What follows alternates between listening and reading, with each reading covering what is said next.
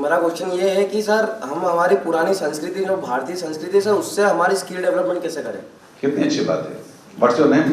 Sir Rahul Agarwal. Rahul Agarwal, very good Rahul Agarwal. संस्कृति जो होती है वो एक बहती नदी होती है, इंडिया से गुजरती है तो गंगा होती है, बांग्लादेश में चली जाती है तो कुछ और होती है, चाइना से आती है तो और कुछ होती है, और यहाँ आके वो ब्रह्मपुत्र हो जाती है। तो संस्कृति एक मुक्त चीज है, उस पर किसी का ठप्पा नहीं होता, लेकिन संस्कृति जो आती है उसके डायमेंशंस इंटरनल होते हैं। मैं कोई आध्यात्मिक प्रवचन नहीं देना चाहता आपको, लेकिन अगर मैं कम्युनिकेशन की बात आपसे कर रहा हूं, मैं कोई योग की बात आपसे नहीं कर रहा, अगर मैं कम्युनिकेशन की बात आपको कर रहा हूं, तो आज कम्युनिकेशन की क्या प्रॉब्लम है? आज कम्युनिकेशन की प्रॉब्लम यह है कि जो पहले हमारे कम्युनिकेशन के सोर्स हुआ करते थे, आज वो सोर्स, जी हां, आज वो सोर्स लुप्त हो गए। एक वीणा थी, उस वीणा को पहले बजाया जाता था, अब उस वीणा को सजाया जाता है और रख दिया जाता है खूबसूरत, उसको बजाने वाले नहीं रहे, और ये मान लिया गया कि ये वीणा तो बस साइड में रखने की है, रंग रोगन कर दो, खूबसूरत कर दो, वसंत पंचमी पे पूजन भी कर दो, सरस्वती का यंत्र है। दुर्भाग्य ये है कि हम बात अगर कम्युनिकेशन की करते हैं तो कम्युनिकेशन के दो डायमेंशन हैं।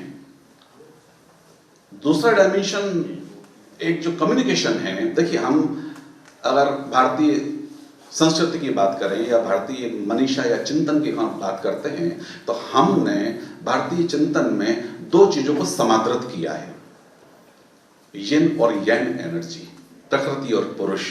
भगवान शिव का कोई फोटो ऐसा आपने देखा होगा जिसमें उनका ही और शी दोनों पार्ट एक ही फोटो में नजर आते हैं। What is this? This is the symbol of the whole energy. ये जो दो डायमेंशन में हमारी एनर्जी है, दरअसल ये हमारी पर्सनालिटी है। आज होता क्या है, राइट ब्रेन और लेफ्ट ब्रेन, हम समझते हैं, अब तो ये बहुत कॉमन टर्मिनोलॉजी है। राइट ब्रेन चीजों को तय करता है, इमोशंस को, आपकी कल्पनाओं को, आपकी क्रिएटिविटी को, आपकी संवेदनाओं को। लेफ्ट ब्रेन तय करता है आपके लॉजिक को, साइंस को, मैथ्स को, रीजन को।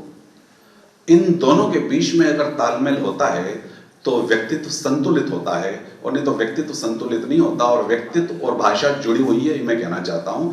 भारतीय संस्कृति में इन दोनों को समादृत किया गया है, सम्मान दिया गया है। भारतीय संस्कृति से हम अगर पर्सनल डेवलपमेंट की बात करते हैं तो ये जो दोनों चीजें हैं, इनके बीच में एक लय हो। हमारी समस्या क्या है? अगर आप यहाँ स्टूडेंट हैं और अगर मैं आपसे पूछूं कि भाई आपने बचपन से ज्यादा पढ़ाई किस सब्जेक्ट को लेके की है, तो सहज जवाब आएगा साइंस, मैथ्स पे हमने ज्यादा ध्यान दिया है। और ड्राइंग का क्या?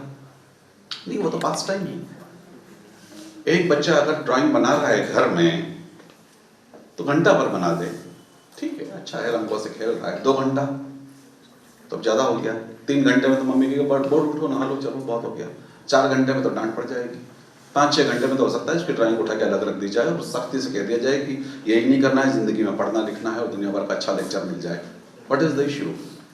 ड्राइंग बनाना, हमारे राइट ब्रेन की खिलावट हो रही है, लेफ्ट ब्रेन की मैथ से खिलावट हो रही है।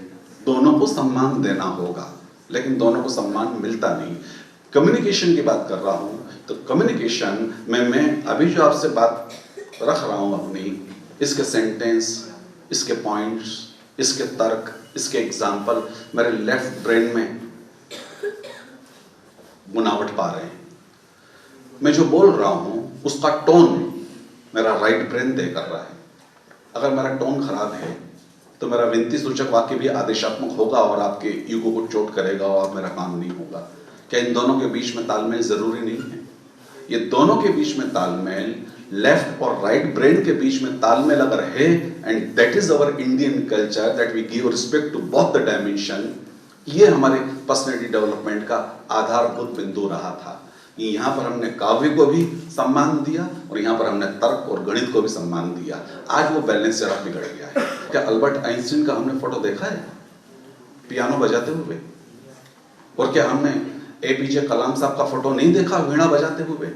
कौन से अंतर संबंध के तार जुड़ रहे हैं ये? और ये सारी शख्सियतें हैं, ये सारी पर्सनालिटीज हैं। इन पर्सनालिटीज में एक संतुलन है। हमने दुर्भाग्य से इन चीजों को निग्लेक्ट कर दिया। तो अगर हम भारतीय संस्कृति के हिसाब से पर्सनालिटी डेवलपमेंट की बात कर रहे हैं तो हमारा भाव और हमारी बुद्धि दोनों के बीच में एक सुंदर तालमेल होगा, तो ही एक बैलेंस्ड पर्सनालिटी, एक लयबद्ध पर्सनालिटी सामने आएगी।